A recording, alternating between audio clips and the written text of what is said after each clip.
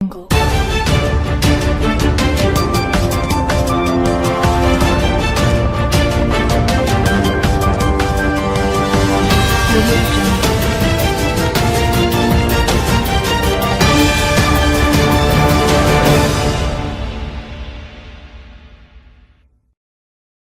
विधानसभा चुनाव में अभी तकरीबन 6 महीने का समय बाकी है, लेकिन राज्य में सभी दलों ने जातीय समीकरणों को साधने के लिए अपनी अपनी रणनीति पर काम शुरू कर दिया है। राज्य की सत्ता में काबिज नीतीश कुमार की पार्टी दलित समुदाय के वोटर्स को रिझाने के लिए भरसक प्रयास कर रही है।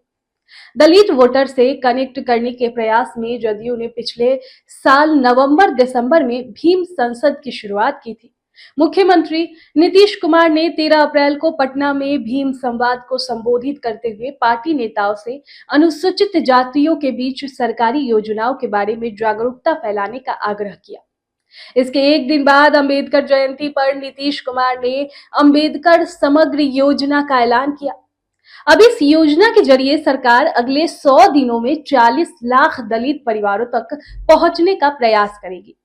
बता दें कि बिहार सरकार का प्रयास है कि ये सुनिश्चित किया जा सके कि दलित समुदाय को लगभग 1 दर्जन कल्याणकारी योजनाओं का लाभ मिले। द इंडियन एक्सप्रेस से बातचीत में जेडीयू के दलित नेता और इस समुदाय से उनके एकमात्र एमएलसी अशोक चौधरी ने कहा कि नीतीश इस बात पर जोर देते रहे हैं कि दलित केंद्रित योजनाओं का लाभ अनुसूचित जाति समुदायों तक पहुंचना चाहिए।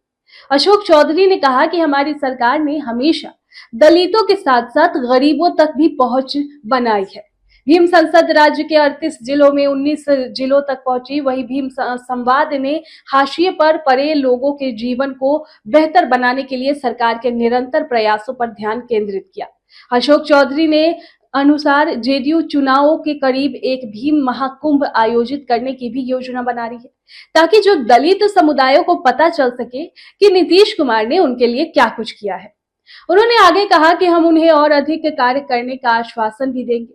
आपको बता दें कि नीतीश सरकार में अशोक चौधरी के अलावा जेडीयू के अन्य प्रमुख दलित नेताओं में पूर्व विधायक अरुण मांझी और राज्य मंत्री सुनील कुमार और रत्नेश सदा शामिल है।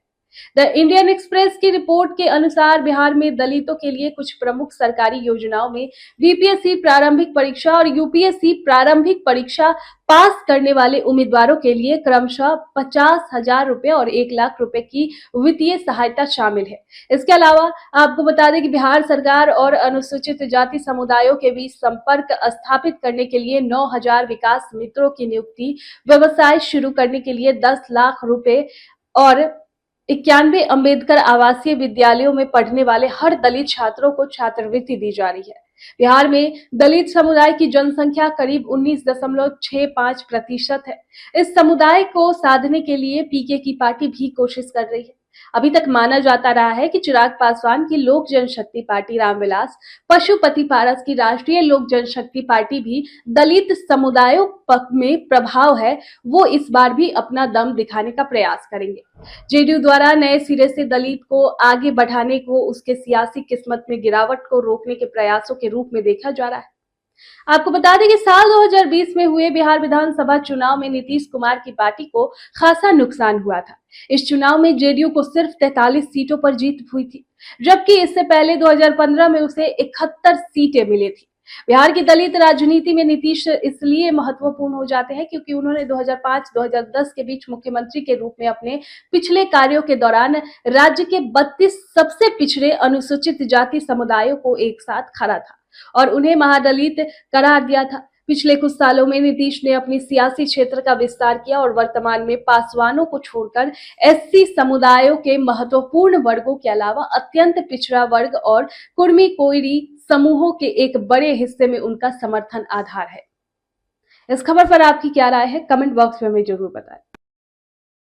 सूर्या हॉस्टल एक बार अपने बच्चे को जरूर भेजें। सीमांचल का सर्वश्रेष्ठ हॉस्टल 4ठी कक्षा से 10वीं तक कोचिंग एवं ट्यूशन निःशुल्क, बेहतरीन और हर सुविधा से लबरेज। हमारा पता है दलन कटिहार। संपर्क करें 7903464641 पर। हमारा वीडियो अगर आपको अच्छा लगा हो तो आप हमारे वीडियो को लाइक करें, शेयर करें और हमारे चैनल को सब्सक्राइब जरूर करें।